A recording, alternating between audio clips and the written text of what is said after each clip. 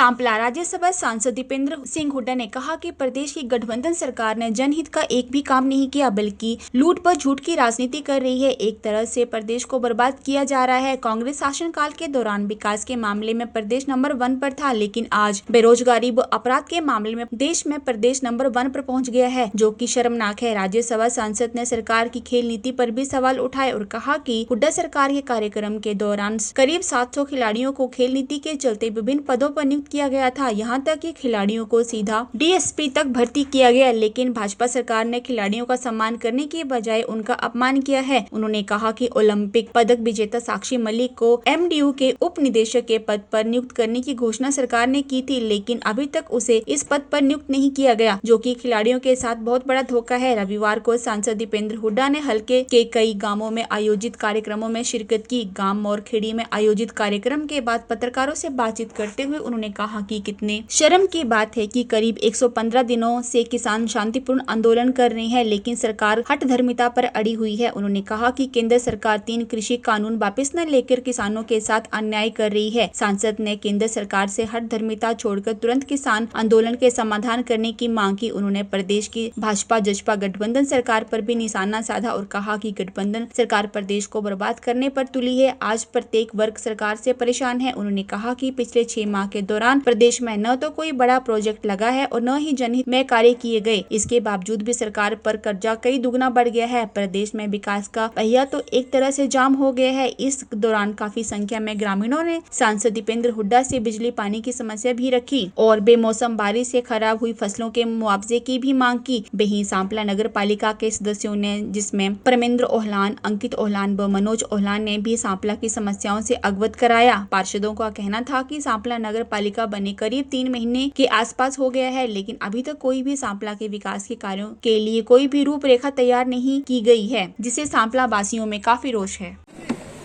जमीन जो हमारे बाटे आती है उसमें से पैदा करके 20% अनाज देश के लिए पैदा करता है और 2% आबादी में से 10% फौज के अंदर हमारे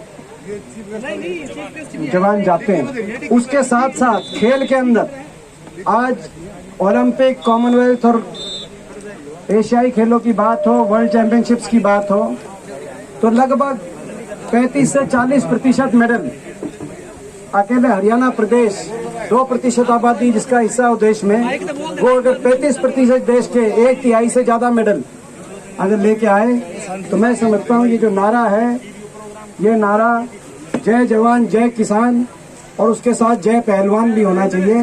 जय जवान जय किसान, जय नौजवान जय पहलवान, क्योंकि उसमें सबसे ज्यादा मेडल हमारे रेसलिंग के अंदर आए और आप सारे कुश्ती जगत से जुड़े हुए लोग यहाँ पे हैं, तो इसीलिए हम आपस में जुड़े हुए हैं। जवान का, किसान का, खिलाड़ी का, आपस का, इस इलाके का बड़ा गहरा संबंध है। मैं बड़े दुर्भाग्यपूर्ण रहा जो 7 साल की सरकार रही, बड़े दुख के साथ मैं हरियाणा कुश्ती संघ के अध्यक्ष होने के नाते कह रहा हूँ, राजनीति की तरह नहीं, कि जिस तरीके से 7 साल में एक भी भर्ती नहीं हुई। इन्होंने देश में, पूरा देश का नाम रोशन हुआ था जो हरियाणा के अंदर पदक लाओ पद पाओ की नीति थी, जिस नीति के आधार पर हमारे खिलाड़ियों का भविष्य सुनिश्चित हो गया था, भविष्य सुरक्षित हो गया था। और हुड्डा साहब ने वो नीति जब बनाई थी तो पूरे देश में, बाकी प्रदेशों में लोग उस नीति को अपने अपने प्रदेश में लेके जाने की बात करते थे, मगर अब 7 साल से खट्टर सरकार ने उस नीति को बंद कर दिया। एक भी कोई डीएसपी तो भर्ती हुआ ही नहीं 7 साल में। और अब आज बता रहे थे कि भाई कोचों की भी भर्ती पे, जो कोच थे उनकी भर्ती पे भी रोक लगाने। रोचक खबरों के लिए यूं ही जुड़े रहें हमारे साथ और हाँ, हमें सब्सक्राइब करना ना भूलें। नीचे दिए बेल आइकन को जरूर